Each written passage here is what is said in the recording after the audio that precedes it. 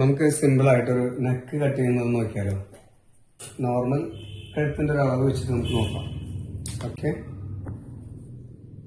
ഇങ്ങനെ ഒരു സ്കെയില് ഈ കഴുത്ത് കട്ട് ചെയ്യുമ്പോൾ വളരെ ഉപകാരപ്രദമാണ്. ഞാൻ മുമ്പത്തെ ഒരു വീഡിയോയിൽ പറഞ്ഞിട്ടുണ്ട്. അപ്പം 6 ഇഞ്ച് നമുക്ക് കഴുത്തിന്റെ ലെങ്ത് എടുത്തു, 6 ഇഞ്ച് വിഡ്ത്തും എടുത്തു. ഓക്കെ, 6 ഇഞ്ചിന് പകുതി 3 ഇഞ്ച് നമ്മൾ വെച്ചു. ഇവിടെ ലെങ്ത് മുഴുവൻ 6 ഇഞ്ചും വെച്ചു. 6 ഇഞ്ച് മാർജിൻ മുകളിലിട്ടു. ഇവിടെ 6 ഇഞ്ച് മാർജിൻ നമ്മൾ മുകളിലിട്ടു. ഇനി നമ്മൾ കട്ട് ചെയ്യാൻ പോണത് ഒരു മോഡൽ, ചെറിയൊരു മോഡൽ, അത്ര വലുതല്ല. അപ്പൊ എന്ത് ചെയ്യുന്ന പറഞ്ഞാൽ നമ്മൾ ഇവിടെ നിന്ന് ഒരു 1.25 ഇഞ്ച് എടുത്തിട്ട് ഇങ്ങനെ ഒരു വര വരച്ചിട്ട് 1.25, എന്നിട്ട് അതിന്റെ മുകളിൽ ഒരു 1/2 ഇഞ്ച് കൂടെ ഒരു ചെറിയൊരു മാർക്കിംഗ് ചെയ്തിട്ടു.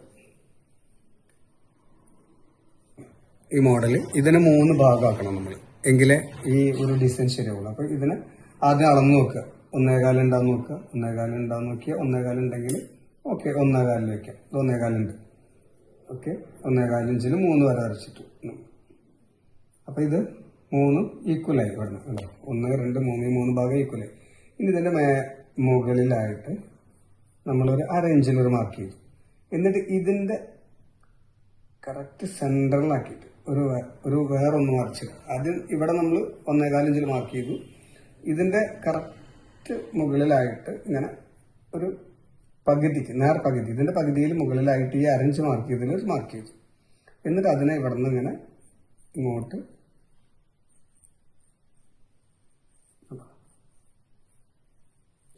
ഇവിടെ നിന്ന് ഇങ്ങനെയൊന്ന് കൊടുത്തു. ഇനി ഇവിടെ നിന്ന് നമ്മളൊരു 3/4 ഇഞ്ച് കഴുത്ത് വെട്ടിയെടുക്കാനുള്ള മാർജിൻ ഇവിടെ ഇട്ടു. കഴുത്തായി. ഇനി ഇതിന് നിങ്ങൾക്ക് എന്തെങ്കിലും നല്ല പ്രശ്നം എന്താണെന്ന് തോന്നുകയാണെങ്കിൽ പിന്ന് വെക്കാം. ഒരു പിന്ന് ഇവിടെ വെച്ചു കൊടുത്താൽ ഇത് അങ്ങോട്ടും ഇങ്ങോട്ടും മാറാതെ, കഴുത്ത് കെട്ടി ചെയ്യുന്ന സമയത്ത് മാറാതെ നിൽക്കും. ഓക്കെ, പിന്നെ വെച്ച് കൊടുത്തു. നോക്കൂ,